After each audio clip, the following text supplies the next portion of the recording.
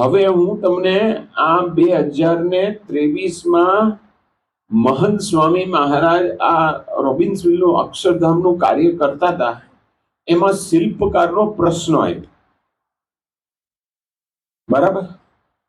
એટલે પછી બહુ જ આંગળીને વેઢે ઘણા એવા શિલ્પકારો રહ્યા, અને એમાં અમુક તો મદદનીશ હતા. મુખ્ય કારીગરો તો એકાદ બે હશે. હવે શું કરવું? હવે એ વખતે આ પ્રશ્ન આવ્યો એટલે ત્યાંની જે અક્ષરધામ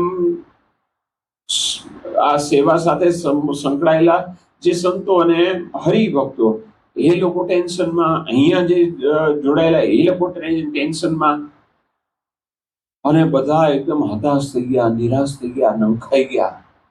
ધારું કેમનું પૂરું થશે? સ્વામીનું, પ્રમુખ સ્વામી મહારાજનો સંકલ્પનું છે અક્ષરધામ. મહંત સ્વામી મહારાજ એ વખતે નૈનપુરમાં હતા, કોરોના કાળ હતો, એટલે મહંત સ્વામી સ્થિર હતા. સમાચાર મહંત સ્વામી મહારાજને પણ આપ્યા, આવું થયું છે. આ બાજુ છે રાજસ્થાનમાં જે પિંડવાડામાં આપણું આ બધું કામ ચાલે અક્ષરધામનું, પથ્થરનું, એ લોકો પણ મુખ્ય બધા જવાબદાર, એ લોકો પણ ટેન્શનમાં. સ્વાભાવિક છે, કોઈને પણ ટેન્શન આવે. મહંત સ્વામી મહારાજ સ્થિર હતા, એને પછી રાત્રે ઊંઘે આવી ગઈ. હવે આપણે રાત્રે આવું કઈક કાર્ય હોય, કોઈક સામે જોયું ન હોય ને, આપણા મિત્રો, તોય આપણને ઊંઘ ના આવે. કેમ જોયું નહીં? કેમ મારી સાથે વાત નહીં કરી? મારી યુવાની માટે ખાસ. તો મહંત સ્વામી મહારાજ તો શાંતિથી સુઈ ગયા. તમારા કોઈ મિત્રએ તમને રિસ્પોન્સ ન આપ્યો હોય તો તમે ડિસ્ટર્બ થઈ જાય, અને એના વિચારમાં છે એ તમારા કલાક 2 કલાક છે એ તમારા પસાર થઈ જાય, તમે તમારા રૂટીન કાર્યમાં ડિસ્ટર્બ થઈ જાઓ. મહંત સ્વામી મહારાજ કાંઈ સ્થિર સુઈ ગયા. પછી થોડાક દિવસ થયા એટલે મહંત સ્વામી મહારાજે પેન અને કાગળ લીધો. આ એમનું બ્રહ્માસ્ત્ર. પેન અને કાગળ, પત્ર લખે છે. અમેરિકાના મુખ્ય જવાબદાર સંત પૂજ્ય યજ્ઞવલ્લભ સ્વામી, સર્વે સંતો, સર્વે હરિભક્તો, એમ કરીને મહંત સ્વામી મહારાજ છે આ પત્ર લખે છે. અને એમાં મહંત સ્વામી મહારાજે એવી આજ્ઞા કરી કે અમેરિકા, આખા અમેરિકા, અને આપણે સત્સંગ પ્રવૃત્તિની દ્રષ્ટિએ આપણે કેનેડાને પણ અમેરિકામાં ગણીએ છીએ. દેશ જુદો છે, પણ આપણી સત્સંગ પ્રવૃત્તિની વ્યવસ્થા પ્રમાણે મધ્યસ્થ કાર્યાલય અમેરિકા છે, ન્યૂ જર્સીમાં, અને ત્યાંથી બધું સંચાલન થાય છે, આખા અમેરિકા, કેનેડા. એટલે સ્વામીએ કહ્યું કે આ બધા આપણા હરિભક્તોના છે 15 દિવસમાં રોટેટમાં સેવાના વારા પાડો. 15 દિવસ આવે, જેને જેવી અનુકૂળતા, મહિનો, 2 મહિના, 3 મહિના. અને એ 80 લીટીનો પત્ર હતો, અને એ પત્ર ઉપર આખી રવિ સભા થઈ અમેરિકાની બધા જ સેન્ટરમાં એક જ રવિવારે. અને પછી જ્યાં સંતો જઈ શકે એવું હોય તો જ્યાં સંતો એ બધી સમજૂતી આપે, એના પર કથા કરે, આખો પત્ર પર જ નિરૂપણ કરે. અને જ્યાં સંતો ન જઈ શકે એવું હોય, અથવા તો મર્યાદા હોય, કંઈક સંતોની સંખ્યા ઓછી હોય, તો ત્યાં હરિભક્તો તમારી જેવા કાર્યકર્તાઓ જાય, એને કથા કરે. હવે આ તો અમેરિકા, પૈસા આપવા, ડોલર આપવા સહેલા, પણ સમય આપવો અઘરો. પછી સભા થઈ, પછી તો તમારે એમને ટાઈમ આપવો પડે વિચારવાનો. પછી ઘરે જાય, એમના ધર્મપત્નીને પૂછે, પતિદેવને પૂછે, એકબીજાને, અને કેવું ઈચ્છા હોય તો કેવી રીતે કરવું, કેવી રીતે સેટિંગ કરવું. કારણ કે ત્યાં બંને પક્ષ નોકરી ધંધામાં જોડાયેલા હોય. એટલે પછી બધા ઘરે ગયા, અને પછી એમાં ચર્ચા થઈ. તો પતિદેવ કે શું કરશું? તો પત્ની એમ કે તમે જાઓ. કે ભાઈ હું જાઉં, પણ 5 મોટલ છે, કોણ સંભાળશે? પત્ની કે હું સંભાળીશ. તમે અત્યારે 15 દિવસ, મહિનો સેવામાં જાઓ, પછી તમે આવો, પછી હું સેવામાં જઈશ, પછી તમે મોટલ સંભાળ્યું. છોકરાને ભણવાનું, ઘરનું કામ, આ બધું ત્યાં તો બધું પોતાએ કરવાનું. ડ્રાઇવિંગ એ પોતાએ કરવાનું, ઘરનું સાફ સફાઈ પોતાએ કરવાનું, બધું પોતાએ જ કરવાનું.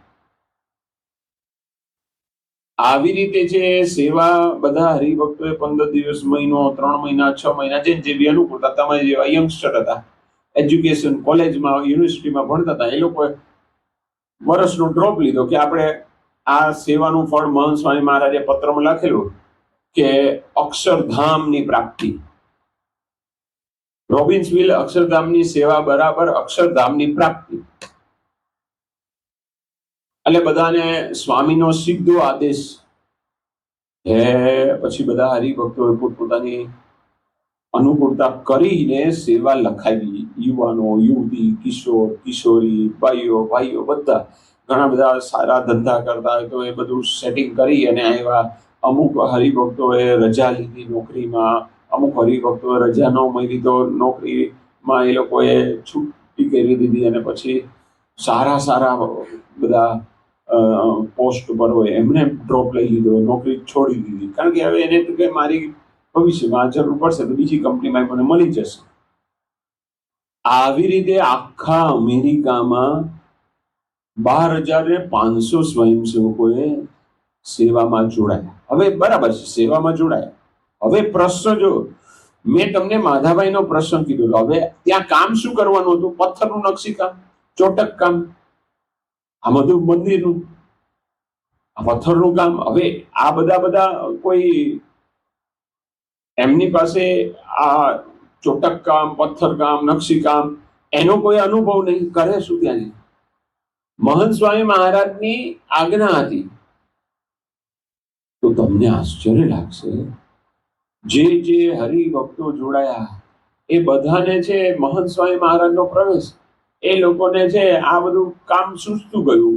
ત્યાં સંતો વાત કરે છે કે ભારતથી કન્ટેનરના કન્ટેનર અમેરિકા આવેલા અને ત્યાં ઢગલા બોક્સ પડેલા પથ્થરના. કયો પથ્થર ત્યાં સેટિંગ થાય કોઈ ખબર નહીં, પણ ભગવાનની કૃપાથી જે સેવા જેને સોંપી હોય ને એ બોક્સ ખોલે તો એનો જ પથ્થર હોય, બધું સેટ થઈ જાય. અહીંયા ભારતમાં મહંત સ્વામી મહારાજે સારંગપુરમાં જે અમેરિકન સિટીઝનશીપ ધરાવતા હોય, બ્રિટિશ પાસપોર્ટ ધરાવતા હોય એને છે આજ્ઞા કરી કે સંતો, પાર્ષદો,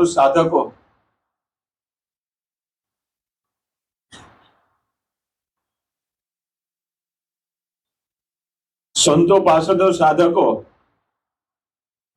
એને તમે મોકલો.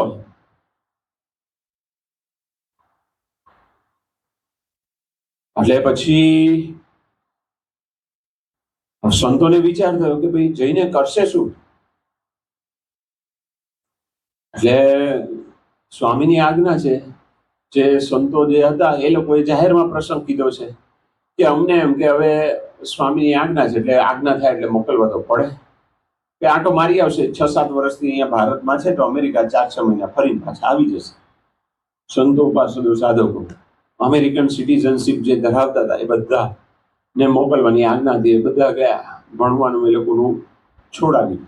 1-1.5 વર્ષ ત્યાં સેવામાં બધા ગયા. અને પછી એ બધા સંતો, પાર્ષદો, સાધકો ગયા. એ લોકો પણ બધા આવા જ, કોઈને કઈ પથ્થરનું કામનું કઈ અનુભવ નહીં, કશું જ નહીં. તો ભગવાનની કૃપાથી મહંત સ્વામી મહારાજના આદેશ પ્રવેશથી છે બધાને આ બધી ટેકનિકલ સેન્સ આવવા માંડી. ક્રેન ચલાવી, ઘણા બધા હરિભક્તો ક્રેનની એ લોકોએ લાયસન્સ લીધા અને ક્રેન ચલાવતા શીખી ગયા. અને ક્રેન ચલાવી અને પથ્થર ચડાવવાના એ બધું કરવાનું કોઈ અનુભવ નહીં. આ બધું છે એ હરિભક્તો, સંતો, પાર્ષદો, સાધકોમાં છે એ પ્રવેશ થયો. હવે જે પહેલો પ્રસંગ મેં તમને કીધો ને, માધાભાઈને શાસ્ત્રી મહારાજે આજ્ઞા કરી કે આ તું હાથડા ને લાકડોમાં ચૈતન્ય શક્તિ આવશે.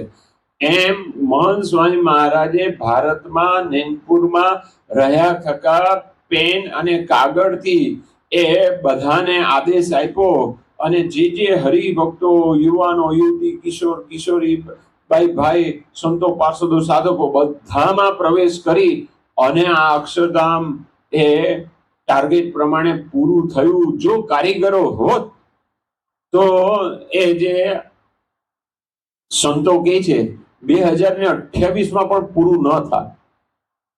એ કામ આપણા હરિભક્તોએ કર્યું. પ્રસંગ બન્યો ત્યાંના એક કિશોરી, હવે ત્યાં તો બધા મશીનો તૈયાર મળે, નકશીકામ બધું અમુક એટલે પછી સંતોએ કીધું કે જે બહેનો હોય ને એને આર્ટ હોય, કળા હોય, એમ ફાવતું હોય, તો કે જેને મહેંદી પૂરતા આવડે ને એ પથ્થર પર એમ કરે ડિઝાઇન, જે કરવી હોય જેને, તમારી જેવા હરિભક્તો દ્વારા કેવડાયું. એટલે પછી એ લોકો બહેનોના કોર્ડિનેટરને કીધું, અને જે યુવતીઓ કે જે બહેનો હોય એને આવું ફાવતું હોય દોર્યું. પછી સંતોને પછી બોલાવ્યા તમારી જેવા હરિભક્તો હોય કે સ્વામી જોઈ લો, આ પથ્થર પર બધી ડિઝાઇન કરી છે. સંતો કે આ ડિઝાઇન તો સારી કરી છે.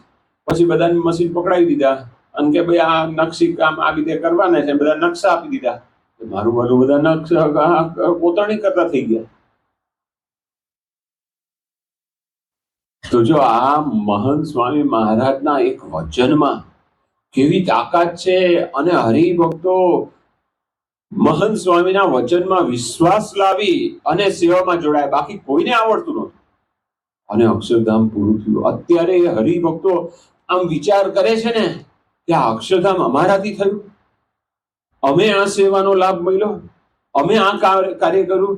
એ મંદિરની પરિભાષા બોલવા માંડ્યા, જગતીપીઠ ને ઘુમ્મટ ને ઘુમટીઓ ને આ શિખર ને એ બધું એ લોકો બોલવા માંડ્યા. આ તખ્તો લગાડવાનો ને આ બધું બોલવા માંડ્યા. જે કોઈ દિવસ કઈ કામ કર્યું ને સિમેન્ટ ને બધું ભેગું કરવાનું, એ મિક્સ કરવાનું, એ બધું કામ કરે, ક્રેન ચલાવે બધા, અને અદ્ભુત કામ થયું.